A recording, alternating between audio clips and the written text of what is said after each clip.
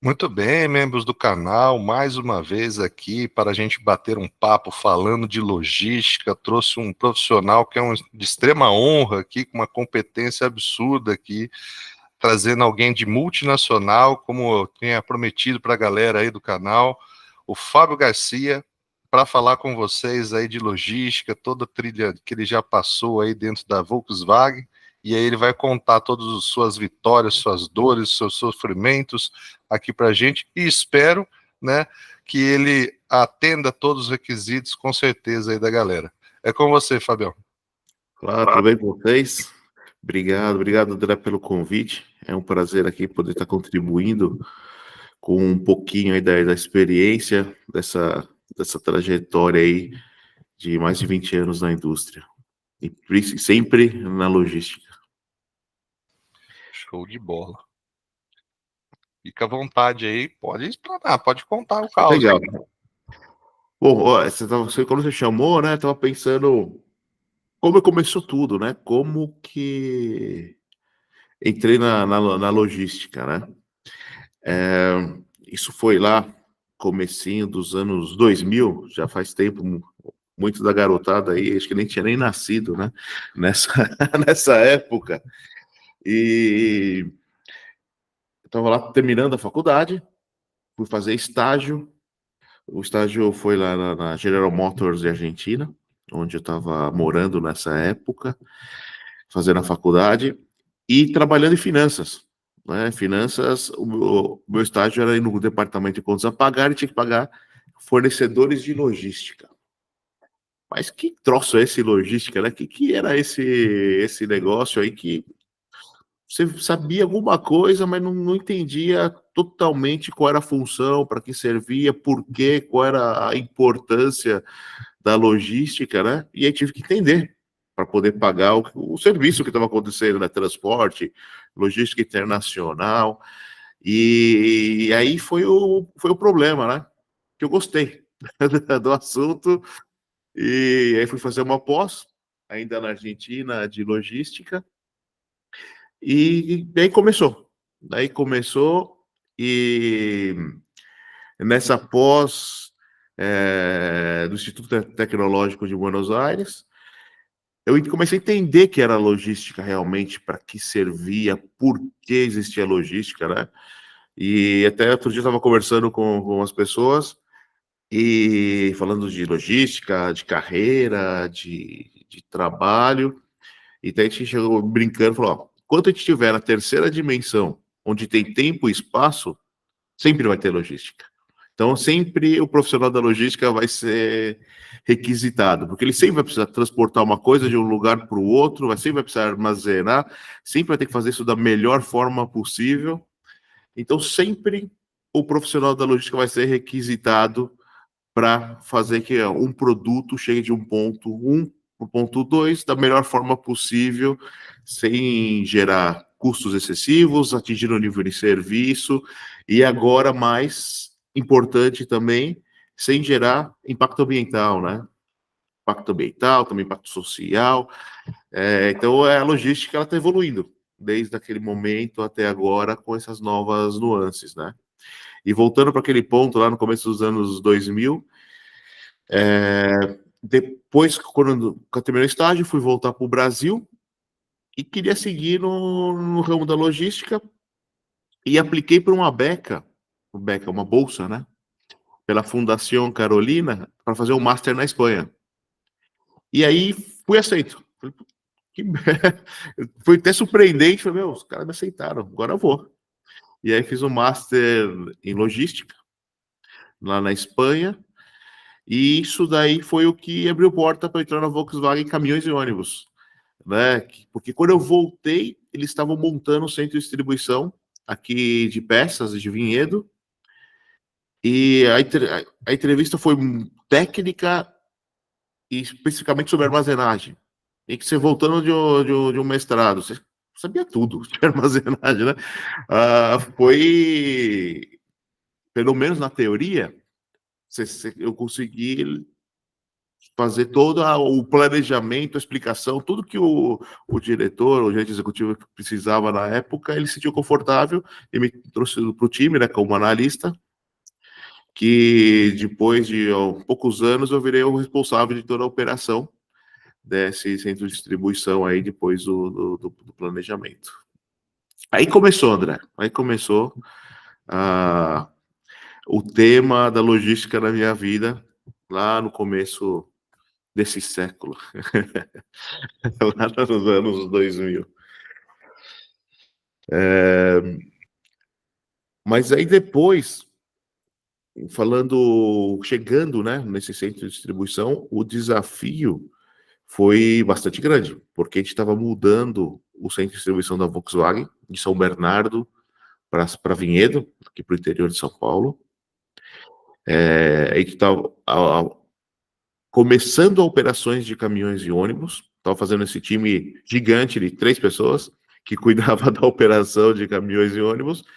Então a gente estava entrando com uma operação nova da caminhões e ônibus, dentro da operação da Volkswagen Carros, num CD novo, e começando com operador logístico, que até então não era experiência de ninguém. Era a primeira experiência de operador logístico da Volkswagen aqui no Brasil.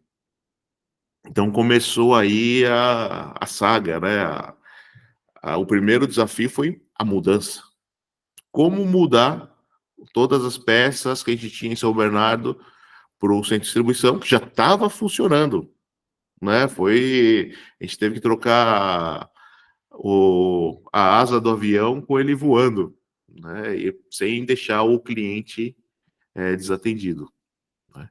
E aí começou toda essa história de planejamento do armazém, estruturação, definição de estruturas, de ruas, de lógica, como parametrizar sistema, toda a logística, aplicando todos os princípios que a gente enxerga, né, da logística, principalmente da armazenagem, né, procurando manter um armazém flexível, um armazém que você movimenta pouco material, não, que o material é muito, mas que se movimente pouco esse material para poder gerar produtividade, garantir a curacidade do estoque, né? Porque a gente fala que o estoque é o coração do armazém, né? Se o estoque não está curado, né?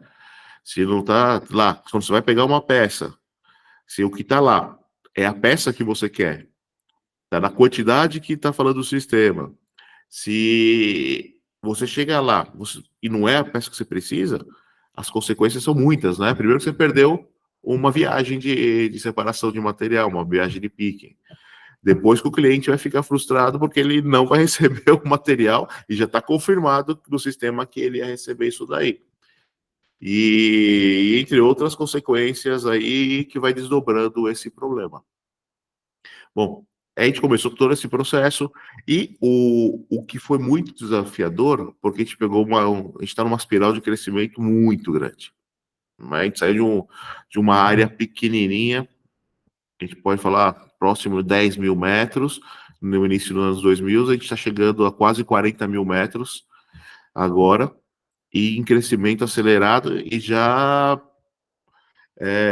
com necessidade de mais área, porque a frota, né, as nossas vendas, a gente é líder de mercado há 20 anos praticamente. Então, todo ano, a necessidade de peças vai aumentando. Então, o mercado vai puxando e a gente tem que ir com a logística e suportando o cliente, né? Porque a gente está no pós-vendas, né? Eu acho que é até interessante aqui para os alunos a gente falar um pouquinho o que é o pós-vendas, né? O que você acha, André? Não, interessante. Até quando você estava explanando, daí começou a surgir a dúvida. Eu falei, mas tanta peça tal, daí a gente vai fugindo de conceito de just in time e tal. Daí que eu lembrei, eu falei, não, é pós-venda, é o atendimento que tem que definir depois. Quanto mais carro, mais caminhão na rua, mais peça para você atender, né? Pode explanar, fica à vontade. A diferença, né? Que a gente fala de logística de produção e a logística do pós-vendas, Que a demanda, né, quando a gente aprende na faculdade, demanda da produção é uma demanda determinada pelo plano de venda, né, determinístico.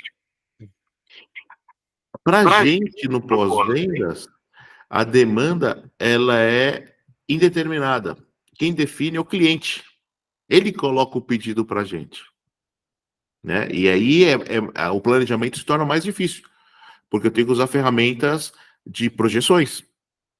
Né? Eu preciso ver como foi o passado, prever o futuro. Alguns itens, principalmente de veículos novos, aí eu não tenho passado. Eu preciso projetar de alguma forma. E isso daí gera todo um desafio, né, de planejamento, de inventário. E voltando lá, acho que talvez falar um pouco da base, né, do pós-vendas, acho que fica mais claro. E também na indústria que a gente está. A gente está na indústria de caminhões, né? Caminhões, máquina agrícola, tudo isso daqui, ele é um bem de capital.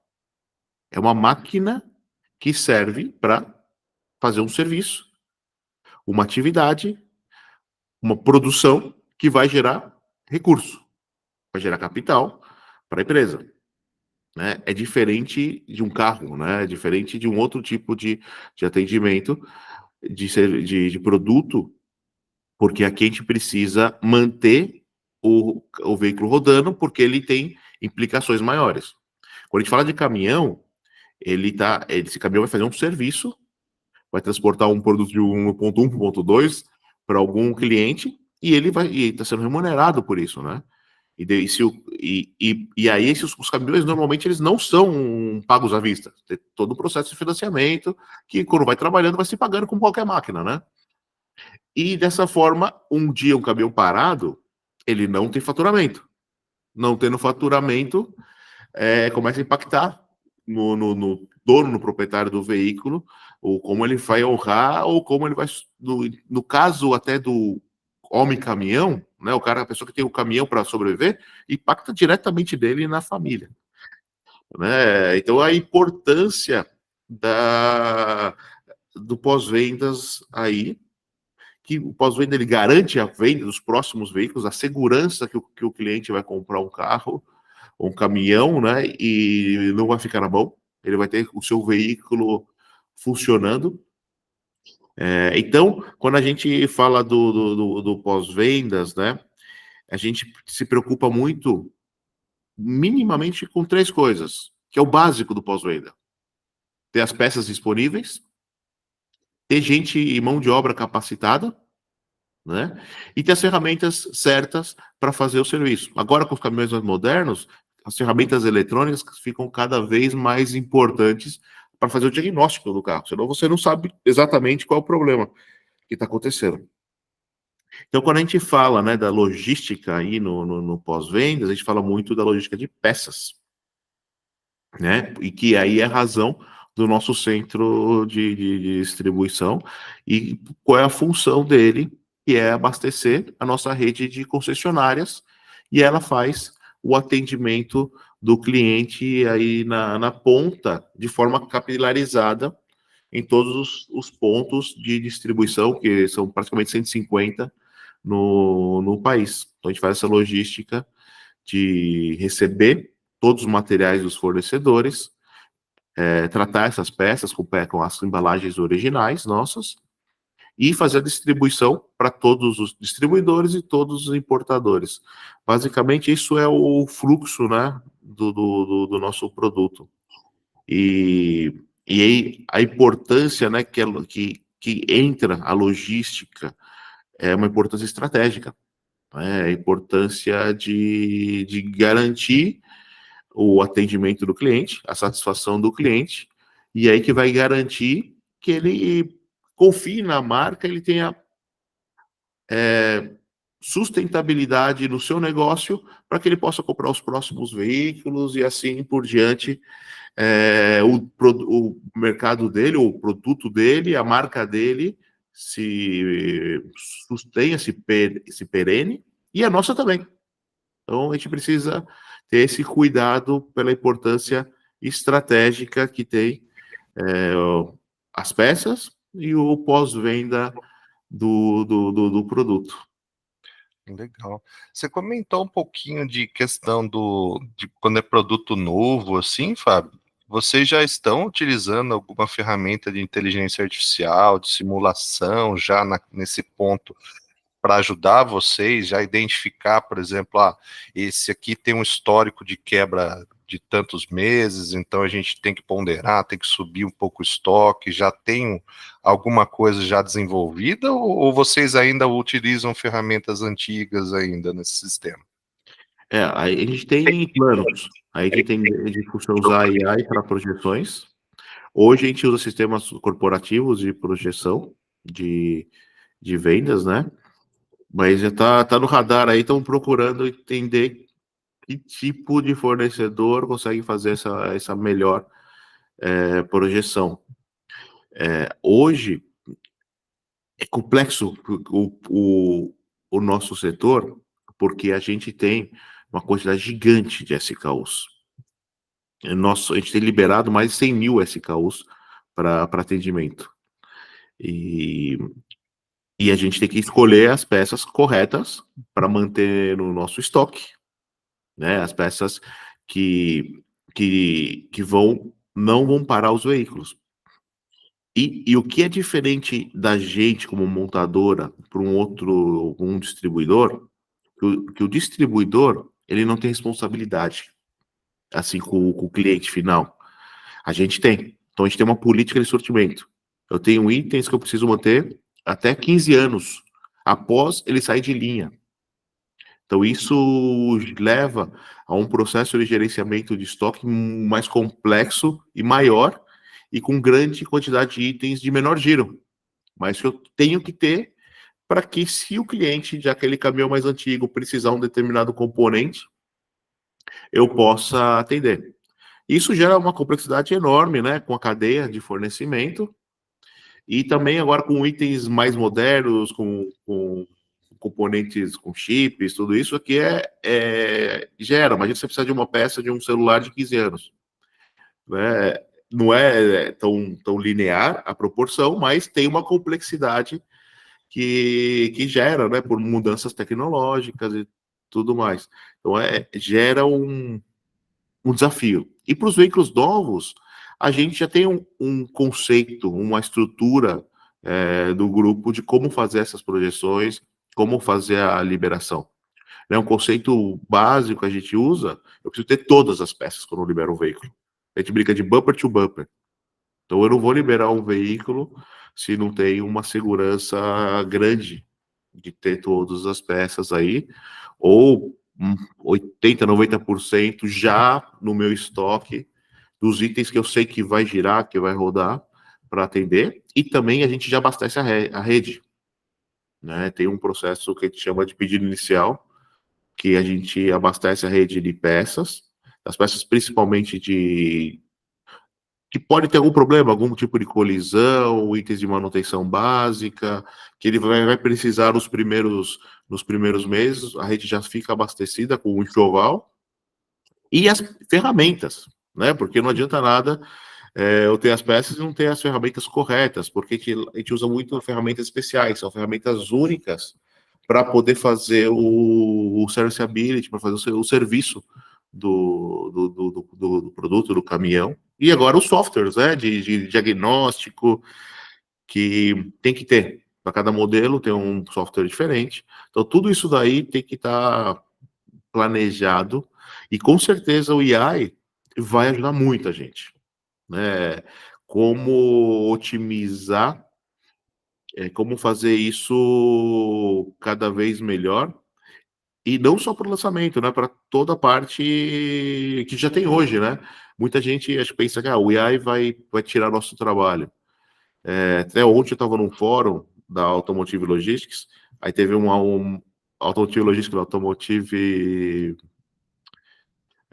Business, que eles estavam falando, um dos expoentes falando, não, muita gente pensa que o AI vai tirar trabalho. Por um ponto de vista dele, que eu achei até interessante, ele falou, vai dar mais trabalho intelectual e vai ser mais difícil o trabalho.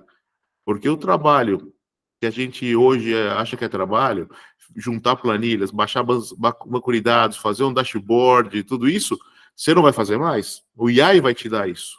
O teu trabalho vai ser entender, interpretar e tomar as ações para ajustar as rotas e fazer a melhora contínua do processo. E isso é um trabalho mais pesado do que porque se você, quando você junta a planilha, cruza, faz um VLOOKUP, tabela dinâmica, não sei o que, está criando uma macro, é quase um processo de relaxamento, de meditação. Né? O outro é um trabalho intelectual muito mais forte, que vai exigir muito mais dos profissionais e que vai levar os alunos a buscar outro tipo de skill. Né? O processo analítico, o processo de compreender vai ser muito mais exigido, né? O que a gente, até quando eu dava aula, fiquei dando 10 anos entre a Business School São Paulo e o Senac, a gente falava que a visão sistêmica, né? Ou a visão do topo da montanha, a empatia com o teu cliente, com seus fornecedores, entre outras, ficarão cada vez mais importantes, porque você vai ser obrigado a olhar toda a cadeia, né? Como que impacta as decisões nos outros pontos, né? Não olhar só o seu mundinho, tá fazendo o seu KPI legal, mas o próximo ponto você está causando um problema no outro ponto da cadeia. Então, esse tipo de coisa vai mudar. Eu acredito que o AI vai levar a gente a outros patamares de, de necessidade de skills, mas acho que a gente tem gente boa aí que vai conseguir suprir isso sem muita preocupação. Eu costumo falar com os alunos, eu falo assim, nós passamos por uma revolução tecnológica, né, na nossa idade aí, nós tivemos a oportunidade de sair das pesquisas através dos livros físicos, né, para começar a utilizar o Google, utilizar as ferramentas que o Google já nos fornecia. Como foi essa transformação, né, Fábio? A gente antes tinha, eu me lembro na minha primeira formação mesmo, eu tinha que ir em outra cidade para buscar livro, para fazer uma pesquisa do primeiro. Aquele livro que só tinha na USP, lá em São Paulo, que você tinha que ir lá buscar. Tinha que atravessar. Eu estudava em Botucatu, ia para Bauru buscar um livro, tal, para a gente conseguir algo mais atualizado. Não era todas as faculdades que tinham, né? Porque depende da estrutura da faculdade. Às vezes você se metia lá numa faculdade particular, que ela tinha mais recurso, daí você conhecia um amigo que estudava lá, deixa eu dar uma brecha lá, deixa eu entrar lá para pesquisar na sua biblioteca, que tem um livro mais atualizado, e aí a gente tinha essa oportunidade. E mudou o conceito, a gente passou a ter, né, acesso até hoje num celular, e agora a gente passando por essa revolução tecnológica da IA, que, pelo que você falou, né, vai mudar a forma de pensar, o skill, a gente vai ganhar tempo no que era, às vezes, sentar, ficar uma semana programando uma planilha de Excel, baixando banco de dados e tal. Hoje isso aqui vem pronto. Mas aí a tomada de decisão vai ser muito mais assertiva, a gente vai ganhar muito mais tempo, muito mais competitividade dentro do mercado, e aí a gente vai ter ganhos exponenciais, podendo gerar mais empregos, mais competitividade com os famosos chineses aí, né? Você que trabalha oriunda de uma alemã aí, esse mundo tão competitivo, né? Como que é isso aí, né? Dentro para você, trazendo também uma sugestão aí de comentário, como que é competir com o chinês, né? Dentro do mercado, a indústria alemã competindo com o chinês, que o chinês até então não tinha qualidade, agora eles têm. Como que funciona agora isso, né? É legal, né? Muita gente acha que chinês é produto sem qualidade. É que eu tive lá, fui de férias para a China, fiquei lá quase um mês conhecendo a China, e aí posso até falar que me surpreendeu. É um país muito legal, né? Tem de tudo, tá? Tem de tudo. E ele está, eu fui lá há 5 anos atrás, mais ou menos. Quando eu fiz 40 anos, eu me dei de presente ir para a China. Foi eu e minha esposa, a gente passou lá uma temporada na China e eu fiquei surpreso. Eles estavam muito avançados. Uma das coisas que me surpreendeu, duas coisas que me surpreendeu muito. Um, veículo elétrico, muito veículo elétrico já.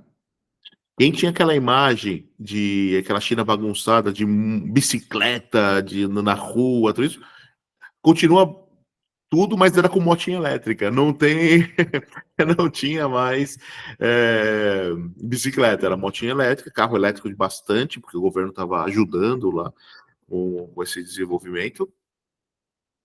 E a parte que chegou para a gente há pouco tempo, o Pix, né? Lá eles já tinham o Pix dele há muito tempo. Até tinha um pouco de dificuldade de usar dinheiro em papel. Dinheiro em papel ninguém usava mais lá. Era tudo via QR Code, que na época para a gente era novidade, né? Tudo QR Code e num aplicativo que chamava WeChat. É um parecido com o WhatsApp, só que muito maior. Ele tinha tudo. Até para reservar um hotel, desculpa, um restaurante, você fazia pelo WeChat, chegava a confirmação ali, era todo esse processo. Para pagar, você pagava pelo WeChat, as coisas. E todas as idades, todo mundo usava. Então, dinheiro e papel era coisa rara e coisa para turista, né? Então, o que você via lá na China? Você tinha coisas de todas as qualidades, as mesmas coisas de todas as qualidades. Você que decide o nível de qualidade e o quanto você quer pagar. Você quer pagar pouco, você vai ter um produto, você vai olhar igual o produto, só que a qualidade é 1. Aí você vai olhar o produto, é igual o produto, só que a qualidade é 10. Obviamente tem variação de preço, né? Mas você escolhe e você desenvolve o teu produto com o fornecedor de acordo com a qualidade que você tem, né? Então, a China, as montadoras chinesas vindo, eu acho que é bom, é um desafio, né? É um desafio que a indústria precisa ter para garantir a qualidade a prestação de serviço e o produto para o cliente, né? Obviamente, a gente precisa ter muito fornecedor chinês, a gente vai usar, obviamente usando os fornecedores de qualidade, né? A gente tem uma responsabilidade, mas isso aqui é uma coisa que vai acontecer. Mas tem um movimento muito interessante que não sei se você. Aqui no Brasil a gente percebe menos, mas lá no México a gente viu muito que era de. Depois eu vou falar um pouco da minha experiência no México, eu estive morando 2 anos lá, de relocalização de fornecedores, né? Depois da pandemia, se percebeu que a cadeia toda, quando fala dependente ou levada para o lado da China, não era tão saudável, tão sustentável. Então, aconteceu todo um movimento está acontecendo de relocalização de empresas no México e na fronteira com os Estados Unidos. Tanto que o ano passado o México exportou mais para os Estados Unidos que a China. Então, as coisas estão mudando. É interessante, né? E até quando a gente olha o México, se a gente olha o globo terrestre, hoje a gente está acostumado a ter a América desse lado, a Europa e a Ásia. Quando a gente olha o mapa, só que a gente olha plano. A gente esquece que o mundo é redondo. Né? Olhando o mundo redondo, o México está praticamente no centro do planeta, tendo acesso para os dois lados do planeta. Ele é naturalmente um hub de movimentação. Né? Então é interessante a gente ver esse tipo de coisa e esse movimento que está acontecendo aí de aumento de empresas, fornecedores na fronteira, com os Estados Unidos, que é um movimento gigantesco de carga e mercadoria que a gente não imagina. Os volumes são muito grandes. Acho que deu para explicar, falar um pouco aí, André, da tua pergunta. A gente entende assim, né? É legal esse desenvolvimento chinês, né? E essa colocação tua de falar assim, ó, você tem a disponibilidade do 1 ao 10, aí você paga o qual você quer. É igual, né, trazendo analogia aí pra galera, você tem a camiseta de futebol, né? Você tem a tailandesa, que custa 100 conto, e tem a que vem original, 350 e tal. Você olha para as duas, há poucos detalhes, há poucas diferenças ali. Aí você escolhe. Aqui quer 3 lavadas, já vai começar a descolar tudo, né? Ou a original que você vai usar por 4, 5 anos. Você decide, né? O qual que você vai usar, né? Mas quando a sua empresa tem responsabilidade, você não decide isso, você quer a qualidade de acordo com o que está especificado, né, ou de acordo com a tua responsabilidade com o cliente, que normalmente ou sempre, né, é a melhor. Essa visão legal que você colocou assim, né? Nunca me veio à cabeça nessa a relação do México como centro, né? E faz todo sentido, né? Porque tá fácil o acesso para a Europa, tá fácil o acesso para a parte asiática ali, tá fácil o acesso para os Estados Unidos, aqui do lado, e aí também tá fácil o acesso para o Brasil também, então tá bem no centro, né? Se for pensar o México como um distribuidor, e uma visão que você colocou, e eu não, talvez você tenha percebido também, dessa questão do. Na Europa a gente vê muito isso, eu senti quando eu fui para a Itália, isso também, da exaltação do nacional, né? Que muitas vezes a gente começa, né, a trazer muito do importado, e que acabou acontecendo com o nosso país, né? A indústria nacional vai perdendo força, perdendo competitividade, e aí a gente transforma, né, um país que é forte industrialmente, né, o que aconteceu com o nosso país, de repente passar a ser um país de serviço. E quando a gente perde a força da indústria, a gente perde o valor de monetário Agregado, né? agregado. E aí a gente passa a ter o que hoje a gente vive, né? Baixos salários, a baixa competitividade, e muitas vezes as boas cabeças, né, acabam, com você um exemplo disso, migrando para outros países para ter o recurso. Pô, para eu ganhar mais, eu tenho que migrar para outro país, né? O Brasil tem muita oportunidade, né? A gente sabe que tem muita oportunidade. Isso é verdade, muita. Em alguns setores, né, a gente perde oportunidades, né? A gente, coisa assim do dia a dia, café. Que produz café é o Brasil, Colômbia e alguns outros países. Mas o maior exportador de café é a Suíça. Não tem Suíça ou Alemanha, agora fiquei na dúvida. Mas não tem lógica, porque o cara não produz um grão de café, né? Então, todo o valor agregado na cadeia de muitos produtos, principalmente os commodities, né?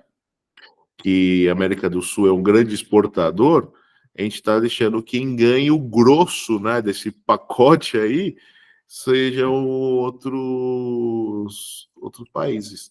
Então é um tema interessante, obviamente isso impacta no nível de renda, no nível de vida, né, das pessoas, mas isso depende das políticas públicas, isso aí tem que ser, e deveria ser planejado, né, não deveria ser consequência das coisas, né? E até você fez lembrar de um projeto aí que eu até estava conversando com você, que chama Log Talks, que é um podcast sobre logística e sustentabilidade que a gente está desenvolvendo, que justamente é buscar equiparar o nível de conhecimento e de formação por toda a Latinoamérica, porque a gente vê disparidade de níveis tecnológicos, de níveis de conhecimentos, de conceitos entre os países. E a gente, como bloco latino-americano, a gente pode mais, né? A gente pode ser um, muito mais importante do que é hoje a nível mundial. E isso daí começa com conhecimento, né? E sendo a logística um fator importante, né? Um diferencial competitivo, isso daí a gente precisa trabalhar nisso. E sem deixar o lado da sustentabilidade. Porque hoje o lado do ambiental, social, de governança, né, o conhecido ESG, são fatores que a gente não negocia mais, né? Não é opcional, não é mandatório. Né? Qualquer atividade, qualquer ação, você tem que olhar qual o impacto que você pode causar no ambiente, qual é o impacto social que você está causando no ambiente, nos teus todos os stakeholders, o grupo de interesse, né, que estão trabalhando, desde de quem é que está trabalhando, como está sendo a remuneração, essas pessoas estão com condições dignas de trabalhar, né, e também o outro ponto da governança, né, a gente precisa ter uma governança forte para garantir que o G e o S se cumpra da melhor forma possível para não trazer os impactos, os riscos, né, associados com o planejamento da sua operação. Então, isso é o que eu entendo, né, que é o caminho que vai acontecer. E aí, voltando, né, acho que é legal para falar para ia falar para a molecada, né, para os estudantes, mas a gente está falando com todos os públicos, né, a importância de trazer o estudo, a parte acadêmica em paralelo à carreira, né? Muitas vezes a gente acabou a faculdade, acabou o colégio técnico, acha que isso daí já está resolveu esse problema na minha vida. Não é bem assim, né? E principalmente hoje, que a quantidade de informação, a quantidade de mudança, a transição que a gente está vivendo, o que a gente viu lá há uns anos atrás pode ser diferente, né? E é importante ter esse conceito de visão mais ampliada de todo, não só da cadeia de abastecimento, do mundo, né? De como funcionam as coisas. Então, eu poderia até comentar um pouco como eu fui estruturando um pouco minha carreira para ter as ferramentas necessárias e a visão importante que precisa ter. Logo que terminei a faculdade, né, falei que eu fiz pós-graduação, fiz o mestrado em logística e entrei na logística. Passando os anos, estando na área de pós-vendas, eu vi a importância de entender o cliente. Que a gente movimentava aí as peças, a gente entendia os concessionários, porque tinha um cliente do outro na ponta. Né? E como eu falei um pouco para vocês, o que o cliente esperava, o dono de caminhão, o proprietário, o que era que ele estava esperando. Então, eu fui fazer um MBA em marketing para entender bem como os conceitos, o que era isso daí. E lá eu aprendi uma ferramenta que eu achei, putz, isso aqui é legal, é funcional. A gente usou para fazer investigação de nível de qualidade com clientes, principalmente da exportação, que chamava Servicall. Ele trazia um conceito simples, mas para mim pareceu muito importante e que é até um pouco revolucionário. Ele media a qualidade de serviço. E a qualidade do serviço era uma equação.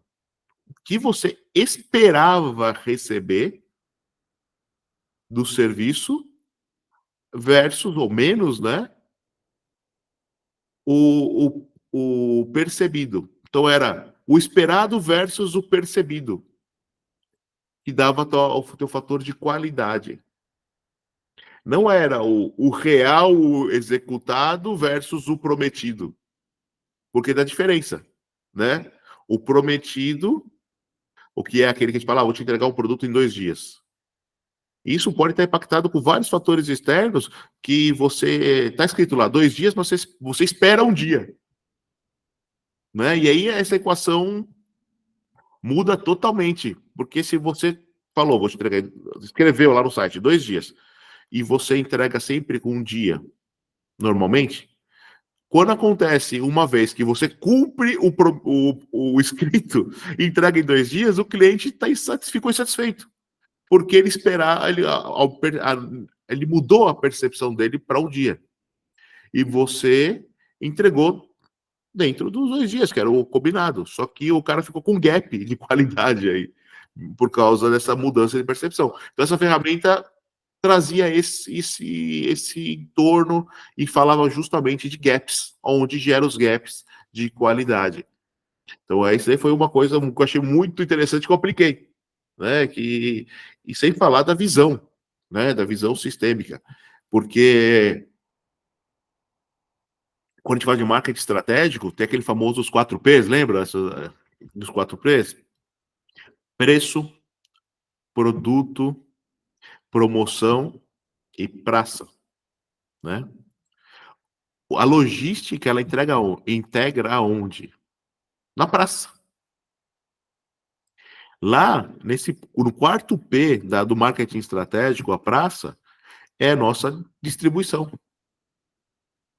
Aí que a gente precisa atuar para cumprir, entregar o produto, né, que é esperado, no momento esperado, na quantidade esperada, no estado esperado, e dar informação sobre tudo isso daí, que é o objetivo da logística, nesse ponto, no momento da verdade, onde o cliente vai procurar o produto e precisa ter o produto. Né? Então aí é a integração nesse ponto entre o marketing e a logística. E, se bem feito, gera um diferencial competitivo. Né? Porque nos outros 3 P's, preço é fácil copiar. Né? Produto também, agora te falou da China, dá para copiar. E promoção, que é força de vendas, isso aqui de força de venda bem feita é um pouco mais difícil, mas outros elementos da promoção dá para copiar.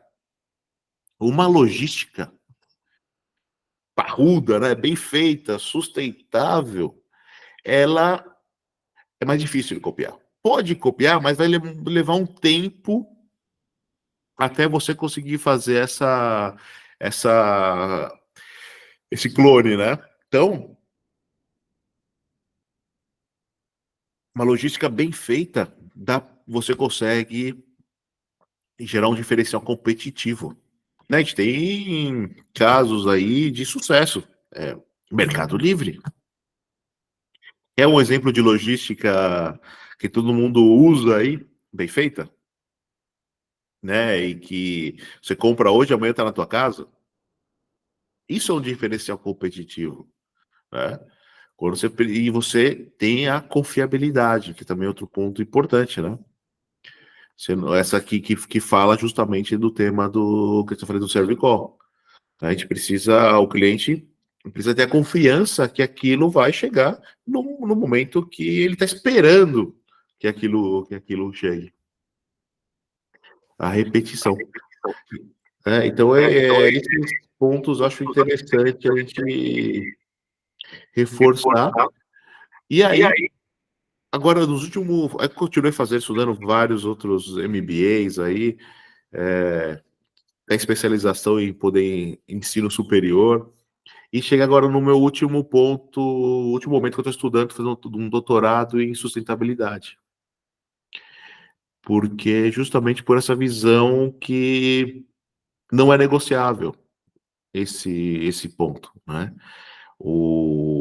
Nossa responsabilidade de manter o planeta, de dar condições dignas de trabalho, para que as próximas gerações tenham acesso às mesmas coisas que a gente, tenham uma qualidade de vida,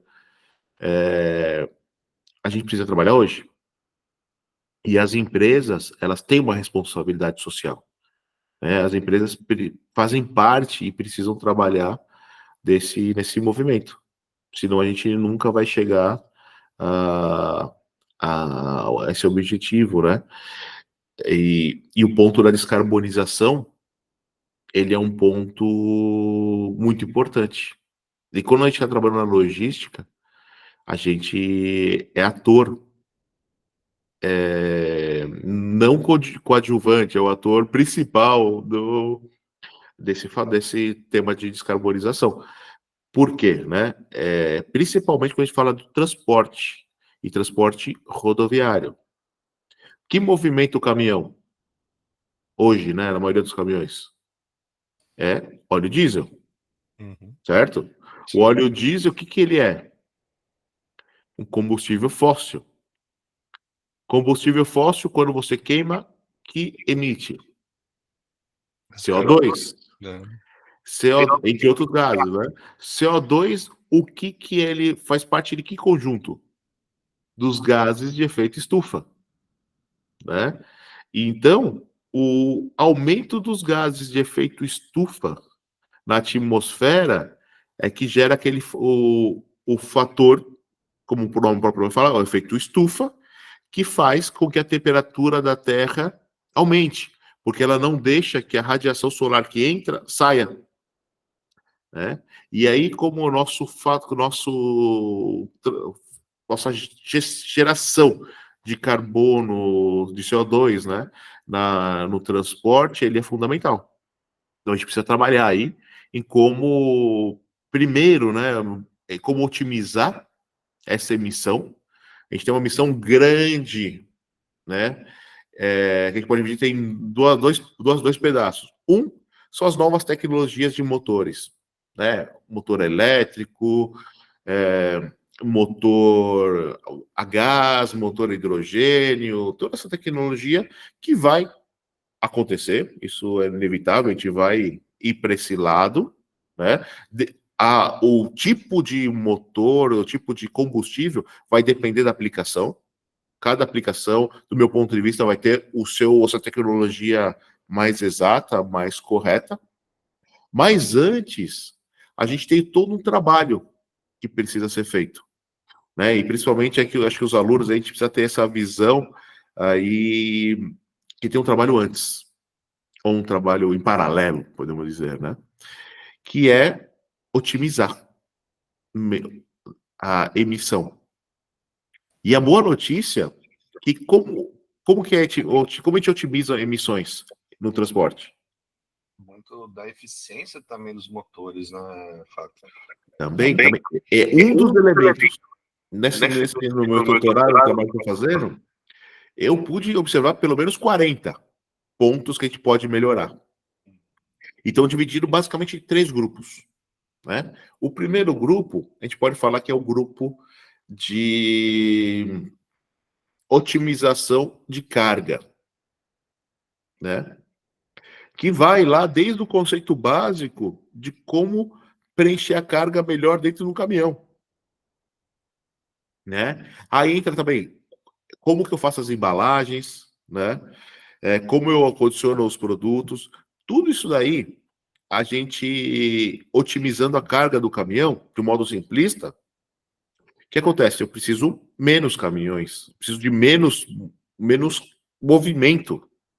Se eu consigo fazer uma embalagem mais inteligente, uma estruturação melhor, eu posso diminuir, sei lá, uma necessidade de um caminhão no dia, uma viagem a menos no dia. E, basicamente, isso que leva uma emissão de um caminhão a menos no dia. Vezes o ano, vezes o planeta, é uma quantidade já. Se eu faço 10 emissões, 10 transportes no dia, e consigo diminuir uma carreta, eu diminui 10% minhas emissões.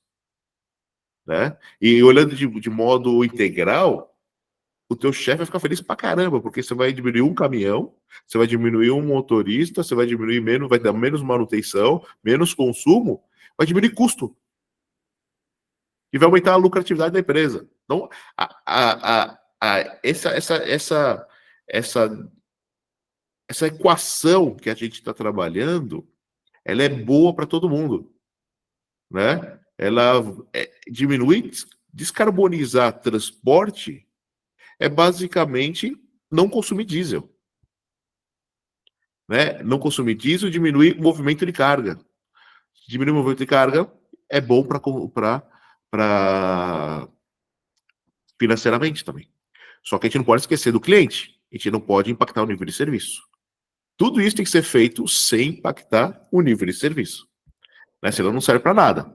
Se a gente não atender o cliente, a gente vai estar trabalhando contra um dos pontos, um dos pontos, né, que é o cliente, que é um dos stakeholders que a gente não pode deixar ele atender. Aí voltando lá para a equação, primeiro é a parte de otimização da carga. O segundo ponto é a otimização da rota, né? Se eu tenho rotas que eu consumo mais e consumo menos combustível. Eu aumento a quilometragem, dependendo da topografia, da geografia, isso modifica o meu consumo, né, de combustível, e isso impacta em emissões. E o terceiro é o tipo vou falar de otimização de modal, otimização do caminhão, né? E vai desde a condução correta do motorista, se ele trabalha nas zonas ótimas de rendimento do caminhão. Se ele trabalha nas zonas ótimas, ele consome menos, emite menos, né? Se eu faço as manutenções corretas, manutenção de caminhão incorreta aumenta consumo. Utilização de peças originais. Usando peças que não são originais, pode ser que você está pegando uma peça da qualidade 1 da China, que vai comprometer teu motor, que isso daí vai gerar o maior nível de consumo, né? O caminhão correto, né? A gente tem um range gigante de tipos de caminhões no mercado. E não todos os caminhões servem para a mesma coisa. Vamos uma coisa simples, né? Eu não vou usar uma carreta para fazer uma distribuição de last mile. Já que é os extremos, né? Mas tem várias nuances, várias variações dentro desse setor, desse segmento, que você consegue otimizar emissões usando o caminhão correto, né? Ou não vai ser um superdimensionado ou sobredimensionado, né? E aí por diante. Então, pelo menos tem 40 variáveis que a gente pode trabalhar para poder chegar no nível de emissão mais adequado, né? Ou otimizar o nível de emissão. E isso aí vai implicar em custo, né? E sabe, analisando isso aí, quem vai puxar muito provavelmente toda essa modificação no transporte? Você imagina, André? Não, agora não me vem à mente, não. O seu cliente, o embarcador. Por quê? A gente já ouve falar do inventário de carbono, né? O inventário de carbono, de acordo com os estándares mais comuns, ele tem escopos, né? Escopo 1, 2 e 3. Um é o que a tua empresa emite, o 2 é a parte de geração de energia, eletricidade, calor, e o 3 é a emissão da cadeia, tanto no upstream quanto no downstream da cadeia. E o transporte, quando você contrata, ele entra no escopo 3. Então, você recebe as emissões do teu transportador, que você contratou, como herança no teu inventário de carbono. Então, se você tem lá um objetivo de descarbonização na tua empresa, né, para você cumprir teu objetivo, você depende da transportadora que você está contratando.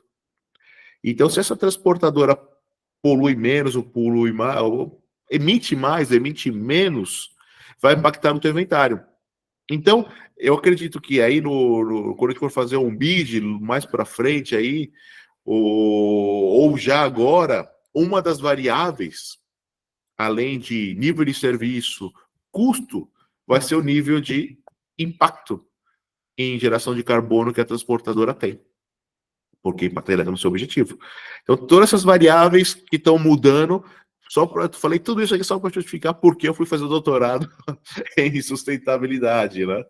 Então, a coisa vai mudando no tempo. Vai mudando no tempo e a gente precisa estar atualizado, entendendo E também chega no momento, né, da tua carreira que você quer distribuir o conhecimento, né? Não, tudo que você foi acumulando, você quer dar, quer contar, quer passar para que as pessoas possam impactar de modo melhor, né, o mundo. E a logística tem importância, tem muita importância. E só olhando pelo prisma de sustentabilidade, né? A gente olhar o número, os Estados Unidos é um dos maiores emissores de CO2 do mundo. Se eu não me engano, ele é o segundo, tá entre ele e a China aí. E 29% das suas emissões é transporte, que é a maior grupo de emissões dos Estados Unidos. Então, o transporte, ele é não só de carga, né, o transporte como todo, ele é muito importante.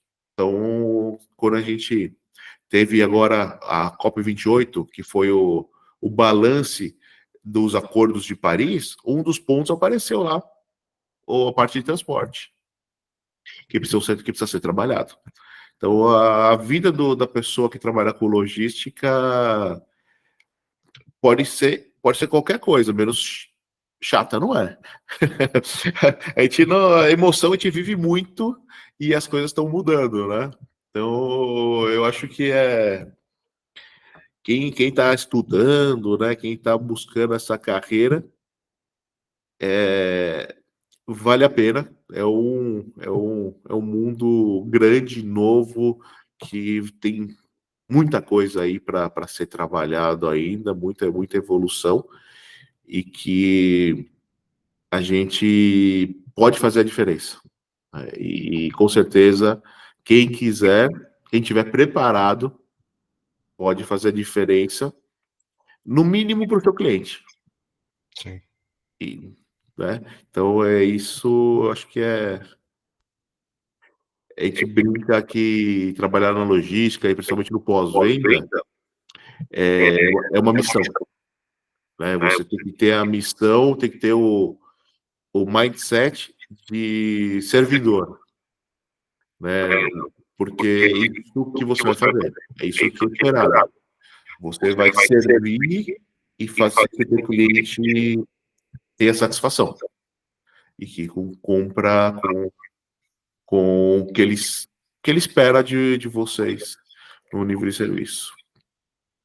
Muito, muito bem, Fabião. Aqui, puta, uma aula excelente aí de uma história de carreira, né? E esses vários insights, né, que você foi colocando durante a nossa explanação aqui, muito bacana, né? De mostrar, né, realmente que a gente tem que desenvolver a logística, que ela né, pelo número aí simplista que você acabou colocando aí de 29% tal das emissões.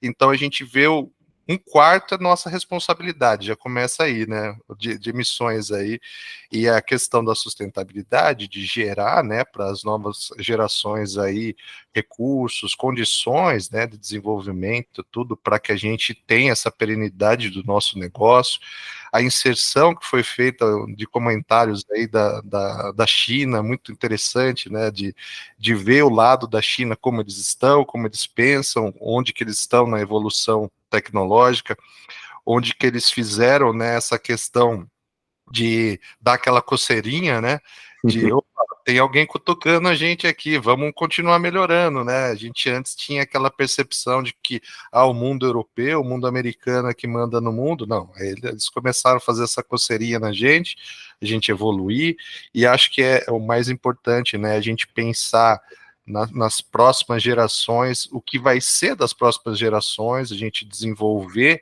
o mercado, a gente precisa gerar emprego, geração de valor, né, que é muito importante, né, a gente, tudo bem, estou gerando emprego, mas que tipo de emprego que eu estou gerando? Estou gerando mais Uber, né? Tem que pensar, tem que agregar valor, tem que agregar conhecimento. E eu falo muito com meus alunos, né?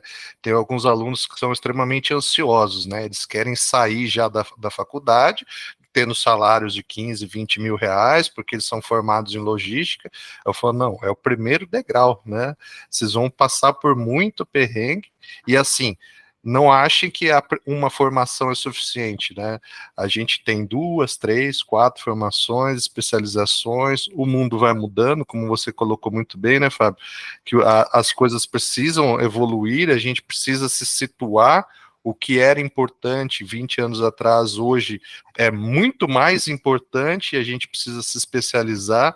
Se pensava, né, tanto que a gente teve a Eco 92, né, já se pensava nesse conceito de sustentabilidade, de pensar no mundo melhor, num mundo mais ecológico, numa questão de sobrevivência, né, das próximas gerações, e aí passou tão rápido e a gente parece que não evoluiu muito nesse conceito, e de repente a pancada começou a vir uma atrás da outra.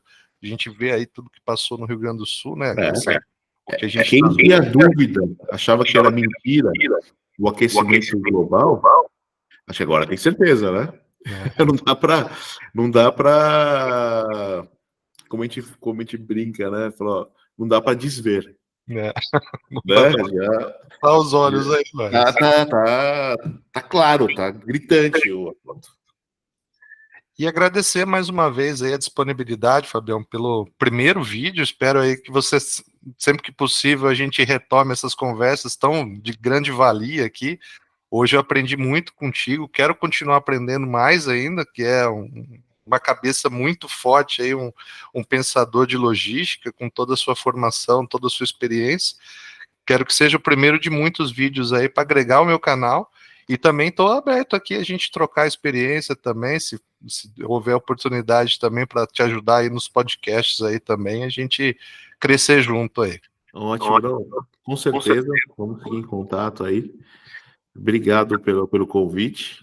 Espero ter podido contribuir alguma coisa aí para todo mundo. E tamo junto. Precisar, você tem o meu contato, né? Aí o pessoal que quiser me conectar no LinkedIn, tá? É só até depois se quiser colocar, André, aí o link do LinkedIn, aí baixo na descrição dos vídeos, para fiquem à vontade, tá? Uhum. Tá como Fábio C. Garcia. Tem muito Fábio Garcia, então eu coloquei Fábio C. Garcia, que é meu segundo nome, né, César, para facilitar aí. Então, mas obrigado pela oportunidade, e acredito aí que para trabalhar com logística precisa ter como eu falei, esse ponto esse mindset de servir, né? Precisa ter essa empatia com todos os grupos de interesse, né? Todos os stakeholders, e principalmente com o seu cliente, né? A gente precisa entender o que o cliente espera da gente, né? E aí procurar entregar isso da forma mais eficiente e eficaz possível, sem impactar nos custos, né? Sempre. Sem impactar em custo, entregando o nível de serviço que a gente espera, e agora sem impactar no meio ambiente e socialmente, né? Então, isso é o que acho que o profissional de logística precisa ter aí sempre em mente, né? Para quando for tomar as decisões que ele vai ter que tomar no dia a dia. Show de bola. Obrigadão mais uma vez. Até uma próxima, Fabião. Não, obrigado, foi um prazer. Até mais. Um grande abraço.